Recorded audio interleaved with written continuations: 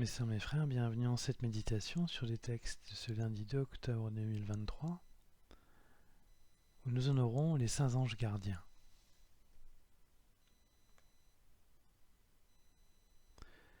Les anges nous gardent comme Dieu nous regarde. Il y a quelques jours, nous avons fêté 3 saints archanges, Michel, Gabriel et Raphaël. Aujourd'hui, nous fêtons les anges gardiens, très présents dans le judaïsme avec une relation forte à la puissance d'action. Les anges ont dans le christianisme un rôle de messager, ce que signifie d'ailleurs le mot ange, ou un rôle de conseil. Les anges gardiens ont leur existence attestée par l'évangile de Matthieu proposé à la lecture de ce jour, lorsqu'il parle des enfants qu'il ne faut pas mépriser. Lorsqu'il est dit « Leurs anges dans les cieux voient sans cesse la face de mon Père qui est aux cieux ». Les anges gardiens sont ainsi ici des témoins et des relais entre le monde temporel et le monde spirituel. Une action intentée contre un enfant et plus largement contre une personne voit Dieu immédiatement informer et suscite son courroux. Leur existence est aussi attestée par la tradition de l'Église et notamment par saint Basile, père de l'Église et docteur de l'Église dans son ouvrage Contre Œnome, au livre 3, chapitre 1, voire plus généralement d'ailleurs, le paragraphe 336 du catéchisme de l'Église catholique.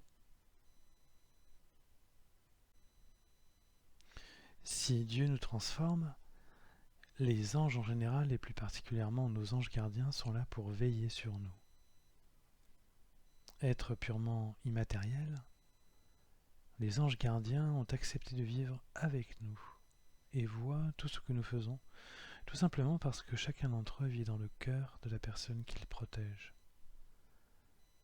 Ils sont présents avec le regard constamment tourné vers Dieu, car leur rôle est de nous avertir de la parole de Dieu et de la pensée de Dieu.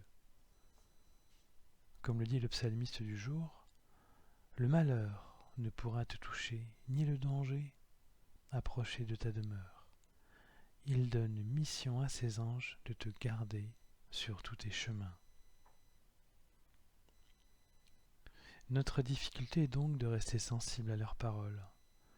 C'est le conseil que donne Dieu à Moïse dans l'Exode, le livre de l'Exode proposé à la lecture ce jour, de veiller à écouter l'ange qui nous est envoyé pour nous garder, car il ne fait qu'exprimer le plus près possible de nous la parole même de Dieu.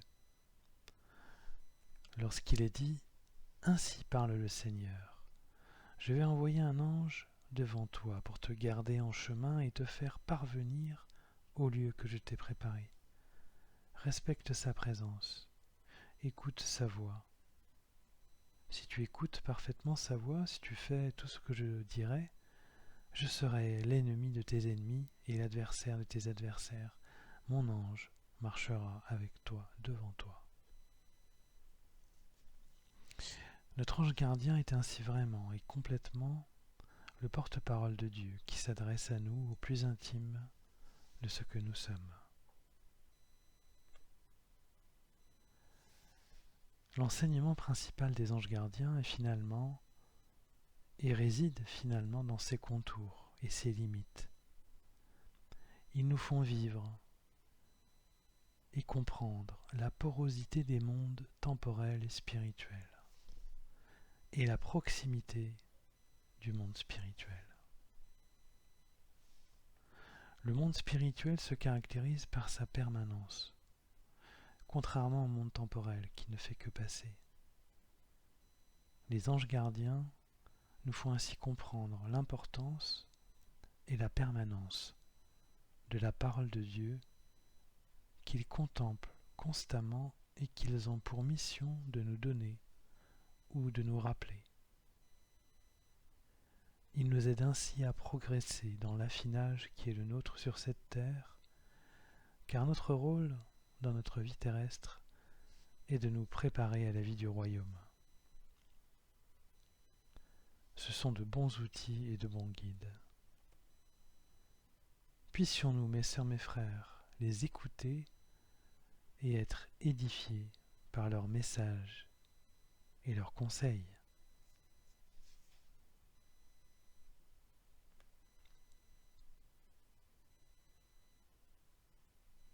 Mes sœurs, mes frères, après cet instant de méditation consacré au texte du jour, qui nous parle des anges gardiens, qui sont là pour nous garder comme Dieu nous regarde, je nous invite à la prière.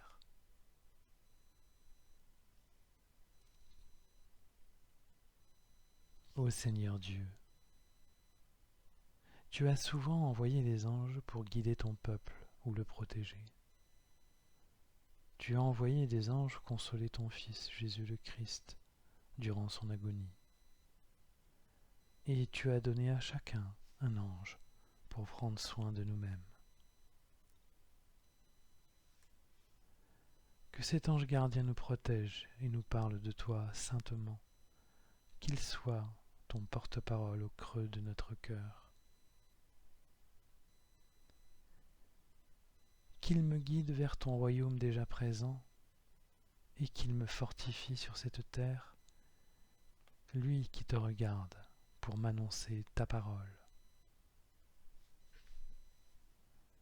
Je redoublerai d'efforts pour y être attentif, toi qui l'as envoyé vers moi pour y faire ta demeure. Je t'aime aussi pour cela, mon Dieu, pour ton amour et tes prévenances, toi qui habites en moi tous les jours de ma vie. Je te rends grâce. Amen.